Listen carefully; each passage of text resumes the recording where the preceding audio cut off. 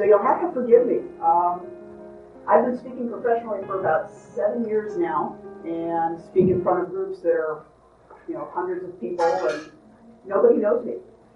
So it's always wonderful to go do, because I'm the acknowledged expert. I'm there because people want to hear what I have to say. And this particular topic, I'm no expert in. I'm just a student who is sharing some of the things that I've learned along the way. And hopefully there's something in what I've learned that will resonate with you, and that you can take home and apply to your own circumstances. So thank you for allowing me to share these thoughts. And let me start by asking a quick question. The topic, of course, is called In the Waiting Room. And there's a lot of lessons that I'm going to try and unpack through the concept of being in a waiting room. So let me start by asking, how many of you enjoy waiting rooms? No. Okay. Anybody want to think about that last time that you were sitting in a waiting room? There's all sorts of different kinds, right? There's the kinds that are scary. Like, I remember one time coming home from a Women of Faith conference with Laura Baxter and my aunt and my mom, and Cindy nicely had my kids, and pulled into the driveway, and there was an ambulance with all the lights flashing. Oh. And I'm thinking, wonder what happened here. It didn't, of course, dawn on me until I got out of the car and could hear my daughter wailing that it was her, that the ambulance was there for. And, going to that waiting room and dealing with the circumstances of waiting to find out what had happened, what all was going on. And she had, unfortunately, broken her arm just days before we were supposed to leave for a 3-week trip to Germany. Oh. So because they can't cast an arm before the swelling goes down, we went to Germany for 3 weeks with her arm in a splint. A lot of fun. She was not happy when we went to the water park, and I would not let her go down the slide by herself. I would go down the tube with her cradled in my arms and between my legs, and she's like, Mom, she says, we have to do this again. I want to go home. Okay. And as you're going down this tube in Germany, of course, they have this wonderful thing where they've got lights as you're going down. It's smile, laugh, all this stuff. And she's sitting there with this, we call it her Sam the Eagle expression. There are other kinds of waiting rooms as well. There's a waiting room, for instance, of, say, a prison cell. There have been times in my life where I thought frequently about somebody in our circle whose name is Maurice. And Maurice, unfortunately, was the individual who killed my uncle when I was in my early 20s. And the prison that he sat in for many years, I had to wonder about, what lessons was he learning in there? How was his family impacted by his absence in their lives? And when he got out of that holding cell, that waiting room, how was he changed? Not all waiting rooms are scary, though. Some can be boring, like waiting at the garage to get your oil changed. Who enjoys that one? If you're lucky, maybe there's a good TV and some good coffee, but not a heck of a lot to enjoy about that. But then you have some exciting waiting rooms. You have the wedding aisle. I remember last summer watching Jimmy Much wait for Christine to come down the aisle. And the excitement that was just inherent in his expression as he waited for his beloved bride to come down the wedding aisle and join him in marriage. Or there's the waiting room for the delivery area when you're waiting for a baby to be born. Grandchild, isn't it? Just had a grandbaby. And that's an amazing experience. And when we look at all of these different kinds of waiting rooms, the one thing that I think most people tend to miss is the fact that this life is a waiting room for us as a Christian, as a believer. Jesus told us that he went to prepare a place for us. And that place is our heavenly home. And so everything that we do in this life, we're really doing in preparation and waiting for that time when we get to join him in the home that he's prepared for us. But what's your life filled with? Is it filled with the exciting experiences, with the boring experiences, with the dreaded experiences? How do you go about with your daily activities? I think for most of us, we tend to forget and ignore the fact that this life is a waiting room, and that we choose what kind of experience that we have here. And it's our perspective of what we're tasked with doing here on this earth that makes all the difference in terms of how we feel. Do we feel fulfilled? Do we feel empty? Do we feel like we're continually crazed and rushing and busy? You know, I've had the distinct pleasure the last couple of months, as I knew that this topic was coming up, of really reflecting on what waiting is about and what God's purposes might be when we need to wait. And in looking at Scripture, one of the ones that stood out for me the most had to do with the fact that waiting builds trust in God's plan and purpose. Many, many years ago, I went on a Tres Dias weekend, and my weekend verse is on the back of your bookmarks here. It was John 8:12, and it said, "I am the light of the world.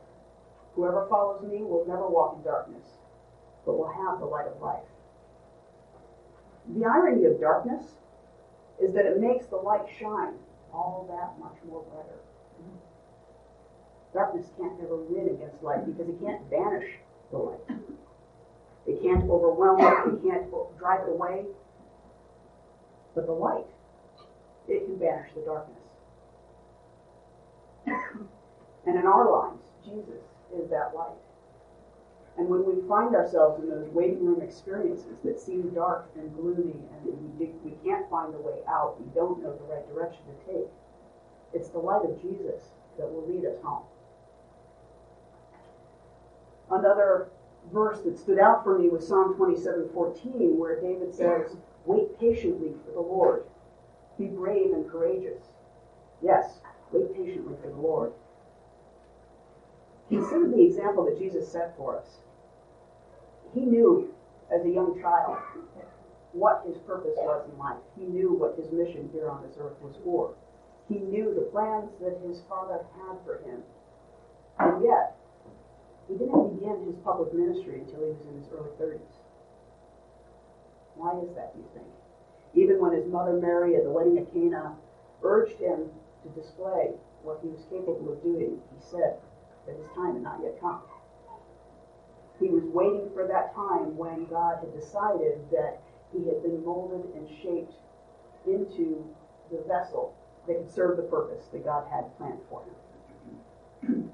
And that's part of the reason for waiting as well, is that it prepares us to have our needs met, not our wants. And there's a big difference. God knows what we need.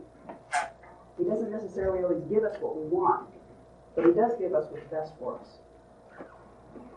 In another Psalm 40, verse 1, David says, "I waited patiently for the Lord to help me, and he turned to me and heard my cry." And I believe that's one of those things that we always need to be mindful of when we are in that waiting room, is that no matter how alone we may feel, no matter how much we may feel like we're surrounded by darkness and uncertainty and fear, he's there with us, whether we can see him or not. We're never truly alone. He knows our needs. He knows the desires of our hearts. And he will grant us that which is for our good while protecting us from harm. Another purpose of waiting is that it refreshes and renews us. It gives us time to recuperate and draw energy again. Lamentations 3, verses 24 through 26 say, "I say to myself, the Lord is my inheritance. Therefore I will hope in him. The Lord is good to those who depend on him, to those who search for him. So it's good to wait quietly for salvation from the Lord." What does this mean to us? It means that our lives, are spent in that waiting room. And it's our choice what emotions we experience while here. Is it a scary place? An indifferent place? Or one filled with anticipation and joy? When we hope in him and trust in him, there's only cause for joy. Waiting enables us to explore our faith and teaches us its meaning. Not everyone is at the same place in their faith walk. Sometimes waiting is needed to allow everyone that needs to participate in a given situation to reach the same point to be able to move forward together. We had that scenario here in this church years ago when we were looking at potentially leaving the Four C's denomination. There were some of us that in initial looking at what the Four C's stood for were gung-ho and ready to leave right away. And there were others who felt the need not just to leave one place, but to know what direction they were heading in. we were reactionary, if we were just leaving one thing without knowing where we were going, what was to say that we wouldn't end up in a worse situation than we already were? You meant to use. Sorry. I apologize. We left the UCC to go to the 4 C's. Mike, thank you. I was with you, girl. Yes. But the interesting thing was there were worldly things that we needed to consider, like pulpit fulfillment and insurance and pension. And then there were those spiritual things we had to consider, like whether or not their views and values were aligned with ours. And to simply say, yes, we're not in accord, wasn't the whole picture. We needed the people who were saying we need to know what direction we're going in, as well as those who were saying this isn't a good fit. And it was only when we could all come together and agree that now we had a plan to move forward. And thankfully in our church body that took 2 years, which sounds like a long time, but I've heard of many other churches where it's taken 4 years or 6 years or longer. And the division within the church that was left behind fractured it. And because of the process that we took during that time, because we were willing to be patient, we were willing to wait, we were willing to have conversations where we heard one another, we learned from each other, and we reached a point where we were able to move forward together. And we had very little division over that decision. And our church remained intact. Another purpose of waiting is that when we wait for God's blessing, doesn't it seem that much sweeter? You know, you wait for the birth of a newborn child. And those 9 months, especially if you're the pregnant mom, it can seem like forever. And then you have that baby, and you have that grandchild, and you have that niece or that nephew, and suddenly the waiting seems like nothing. It seems like it went by in a flash of an eye because you're seeing it from a different perspective at that point in time. And the blessing is just that much sweeter. I think the most important thing about waiting is that it teaches us that God is God and we are not. And I don't know about you, but sometimes that's a lesson I need to learn on a regular basis. There's an interesting relationship, though, between the patience that we're supposed to learn at a time when we're waiting and strength. Many years ago, I was engaged and we would end our evening phone calls with praying together. And it was kind of funny because one of the things that I would often pray for was for patience, because I wanted to know God's plan for us. And I wanted to know it now. I really didn't want to wait. You know, so I would pray for patience, and my fiancé Frank would chastise me every single time. Girl, he says, you should not be praying for patience. Never, ever, ever pray for patience. Because the problem with patience is the only way you get it is through trial. Is through needing to practice it. It's not like he can come give you an IV and infuse you with all the patience you need. You've got to learn it. So when you pray for patience, you are praying for trial. You are praying for hardship. So he would give me a hard time about that all the time. And what I found over time is that the root of impatience is a lack of trust. When we are impatient, we are not trusting in God's plan or God's timing. And so in learning patience, you're learning to trust. You're learning to say that no matter what the outward appearance is at this point in time in my life, God is in control, and I am not. A better prayer, in my opinion, is to pray for strength, to pray for courage, to pray for understanding, to pray for trust and obedience. There's a song by Mercy Me whose chorus chokes me up every time, because it's a song that is based on the loss of a loved one. And it's called Homesick. And the chorus goes like this.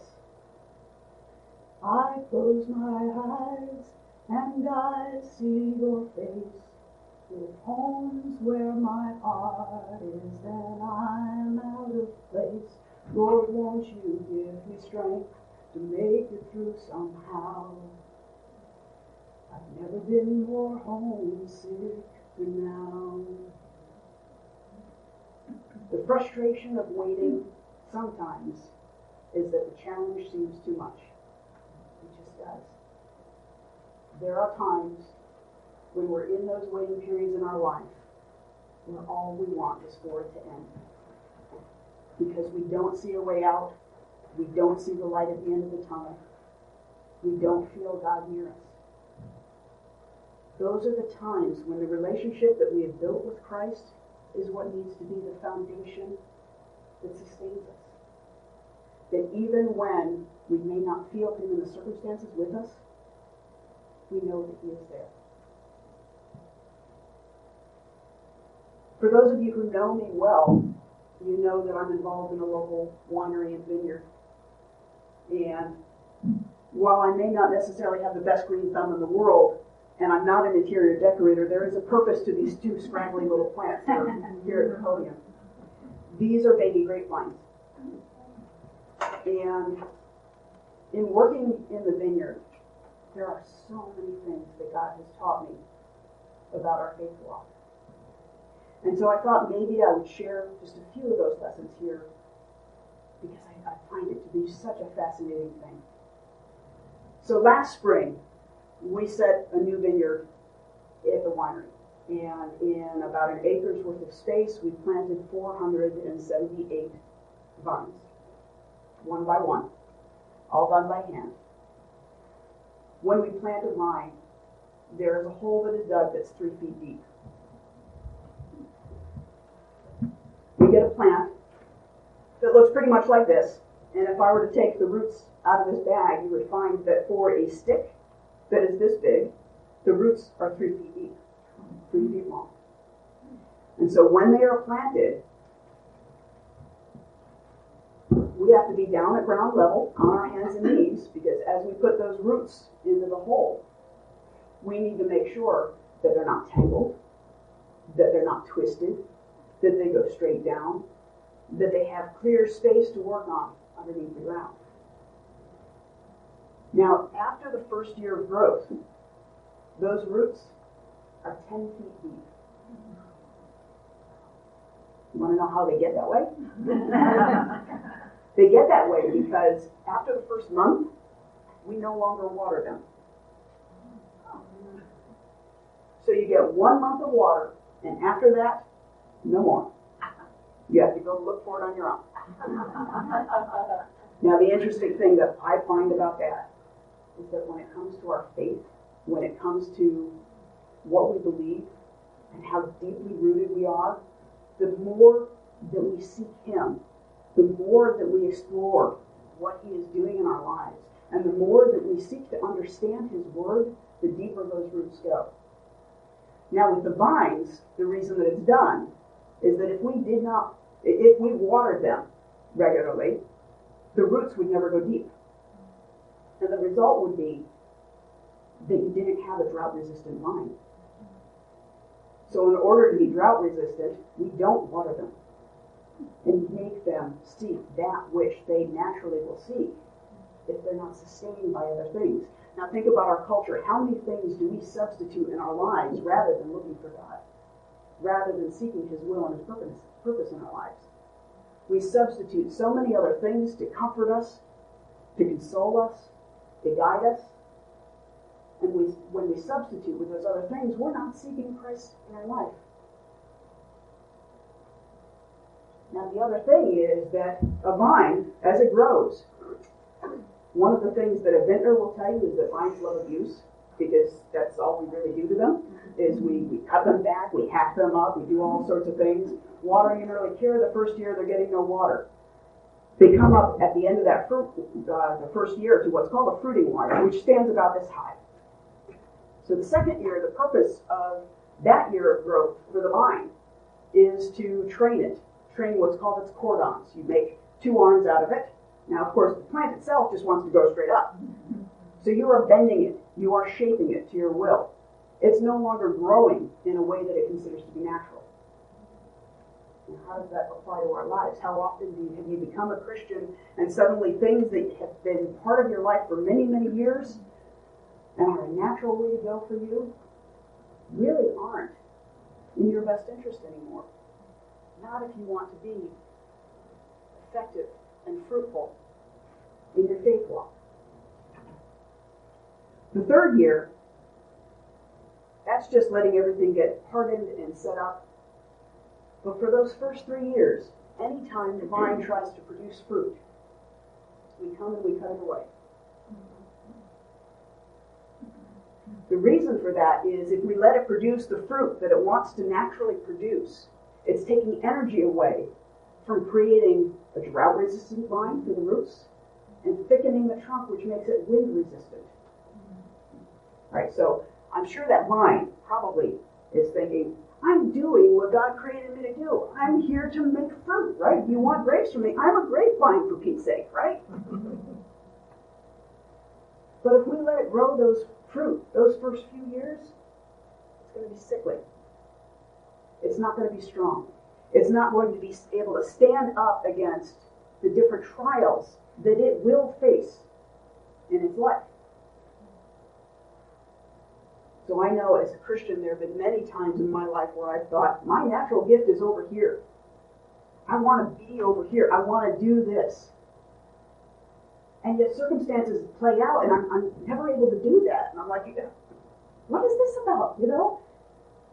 But in taking away the things that I think make sense, you know, God doesn't need my advice, but this is my natural inclination, so this is where I should be, right?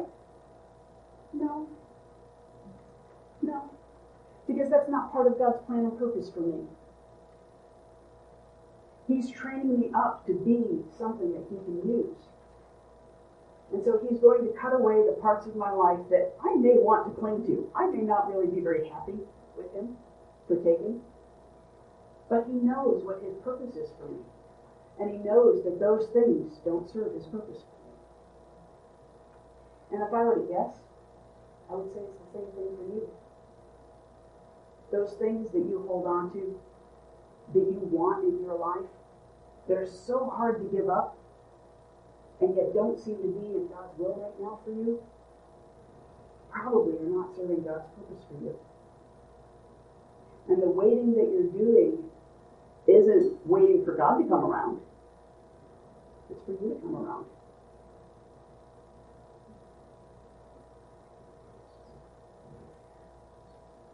When we do finally get to the point with the vine where we let it start producing fruit, which begins around the 4th year, but doesn't come to full fruition until the 6th year, the interesting thing is we're still not letting the vine have its way. Every year, about 3 weeks before what's called bud break, which is where the buds that are on the vine are ready to open up, it's usually still pretty cold out and not a lot of fun, we go through and we look at the buds that are on each of the cordons, the arms of that vine. And we know that to produce the best fruit that has the greatest flavor to it, we need to only allow 6 to 8 buds on each cordon. Naturally, there'll be 30 or 40, and if we let them all remain, you end up with a diluted, flavorless grape. So we go through and we cut away everything, and literally, the more mature a vine is, the harsher we cut it, because it maximizes the yield. Now think about that in your life. You have all these different things you can do, all of these different things you can produce. But if you produce them all, are you effectively doing them all? Or if you focus your time and attention on those things that really are what God is calling you to do, how much more beautiful, how much more fruitful, how much more impactful is that?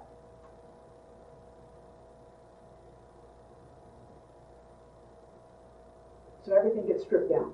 And about 3 weeks later, after we've cut everything, and the warm weather comes, and the sap starts to run, and the vine starts bringing up the water from, I didn't mention after the first year it's 10 feet deep, the roots. By this time, the roots can be 30 to 50 feet deep in a vine. It's amazing. They'll go through the rocks and the crevices and everything else, and all of those open wounds from where it's been cut, weep. How often in your life have you had something taken away that you really, really wanted and felt the tears come because you knew it wasn't in God's plan for you? There's a purpose to that. It is not for naught. And God knows that you're weeping. But He also knows that through that, He's going to produce the sweetest fruit from you. I'm going to share a little bit of how those lessons have applied in my own life. And a lot of the stuff that most of you who even know me don't know. But it's about how I came to faith. And it starts with my mom's own conversion when she was 40. And like any new convert, she was very enthusiastic and shared with a lot of different people. And, have you ever been told about this great new book series that you need to read, or this new TV show, right? And people talk ad nauseum about it, and you're not interested in it. So what does it do? It pushes you back, right? And my conversion story starts with my mother's conversion. Because in the time between when she came to faith and when I came to faith, I heard a lot. And I heard a lot of stuff that I had no interest in hearing, because that wasn't the way I was living my life at that time. But I am so grateful for the fact that she was never discouraged, that she never stopped sharing. Because despite my resistance to what she was saying, seeds were being planted. And if there are people in your life that you love that are resistant to what you're sharing with them, don't stop. You never know what seed will eventually take root. You never know what's going to take hold or when. At that point in my life, I went through a fairly short marriage that I was kind of manipulated into, and naive enough to think that it was my only chance of being married someday. And for 2 of the 4 years, we spent trying to have kids because my husband's thought was, this will make her happy. Not that I was asking for kids, but he thought, if we have kids, this will seal the deal. Everything will be fine. And after a lot of fighting and a lot of years of trying to make something work that was never intended to work, I went to a business event one day, and I was following up with somebody afterwards to go for a lunch to just get to know one another more, and it was networking. That was it. Unfortunately, I allowed myself to end up in a circumstance where I was raped. And raped by somebody that I'd known for quite some time. And went home that night to face my husband, knowing that I couldn't tell him what happened. That he would never believe that I hadn't sought it out. And I was already struggling with the fact that I felt stupid enough to have put myself in that circumstance, that could have happened, that I didn't tell him. Instead, I didn't tell him, I didn't tell anyone. Instead, what I did, this was in November, I told him we were done. I'd had enough. We weren't going to fight anymore. That it was his choice. He could leave after the holidays or before. If he didn't want to have to tell the family before the holidays, that was fine. But we were done. And on June 4th, he moved out. He had chosen to wait until after the holidays because he was hoping that I was just in a mood, and that I would change my mind. And after he moved out, I was trying to face life on my own, and what did that look like, and not dealing at all with what had happened to me. Feeling very lost and alone and hopeless. And I had a friend who was an office mate at work, and One night we were supposed to go out with some friends to shoot some pool, and I thought, all right, be good to get out. I don't have anything to go home to. And the other set of friends canceled out, and I still went with my office mate. And one thing led to another, and after a few drinks, we ended up in a situation that we shouldn't have been in. And that lasted for a few weeks until I found I was pregnant. After so long of trying with my husband, the thought that I could get pregnant was no longer in my mind. Because my husband had me convinced that I was the reason we weren't getting pregnant. He was fine.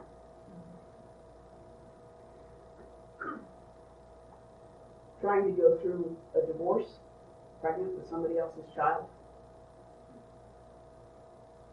that was a very, very painful waiting room for me. And it was a waiting room that was a very lonely place to be because I had many people voicing their opinions as to what I should do. Some felt I should have an abortion. I went to Planned Parenthood and had kind of a fiasco experience there and realized abortion was not something I could do. Some felt that I should give the child up for adoption, but I couldn't imagine carrying a child to term and then being able to give it away. And so instead of making any decision, I decided against two of the options, and it only left me with the third. And so I had my daughter, Eliza, whom many of you know. And Eliza is one of the greatest blessings and challenges of my life. But isn't that always the way with a blessing? They challenge us. They make us grow. They make us be different than who we naturally are. Because that's part of the gift of the blessing.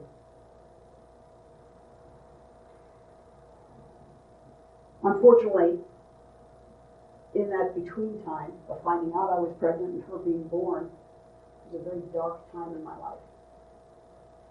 As I said, Eliza's father was my office mate. I did not tell anyone at work who the father of my child was, but he was always afraid that I would. So he went about on a campaign for the next few months of getting me fired.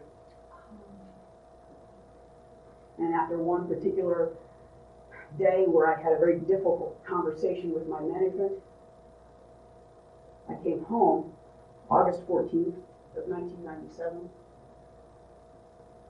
went into my room, sat down on my bed, said if I wasn't pregnant, and if I hadn't already decided that I could not kill my child, I would commit suicide. I saw no way out of this mess that I had made. Nobody else's fault but my own. And what happened next? I hear the words that my mother had been sharing with me during that time. Words intended to encourage me that told me that God will be a husband to the widow and a father to the fatherless child.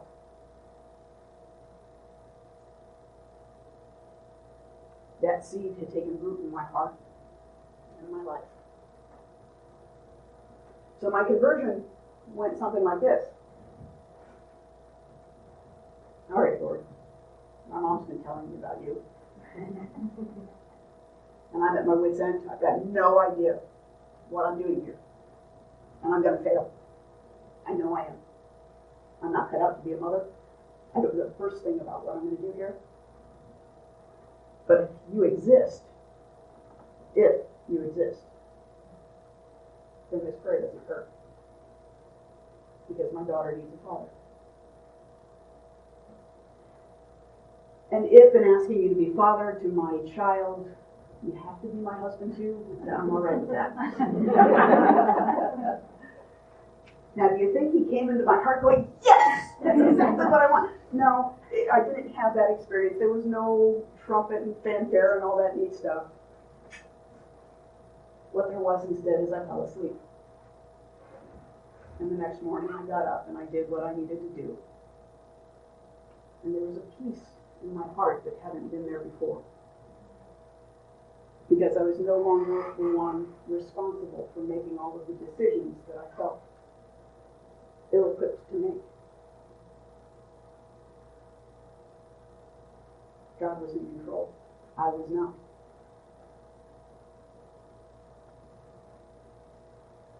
And I believe that that's God's purpose of our waiting room experiences. It's to restore us. It's to renew us. It's to shape us and mold us into who He wants to be, so that whatever the story is of your life, and whatever gifts and talents He chooses to spotlight in your life, those are the things that He wants you to share. Because those are the things that are going to make an impact on the others who meet you. Once again, going back to John 8:12, I am the light of the world. Whoever follows me will never walk in darkness, but will have the light of life. I truly believe that when we are willing to walk in God's will and be molded and shaped to who He would have us to be, it's because He wants to give us a life of abundance and joy, secure in the love that He has for us, and filled with peace and faith. When we trust God's timing and follow Jesus' leading, one day we will be released from this waiting room world that we live in. And at that point in time, we get to join Him in the home that He's prepared for us. In the meantime, let your waiting room experiences serve God's purposes. Trust Him. Be refreshed and renewed in your faith. Let go of your perceived needs so that He can fulfill your real ones. And remember that God is God and you are not. Thank you.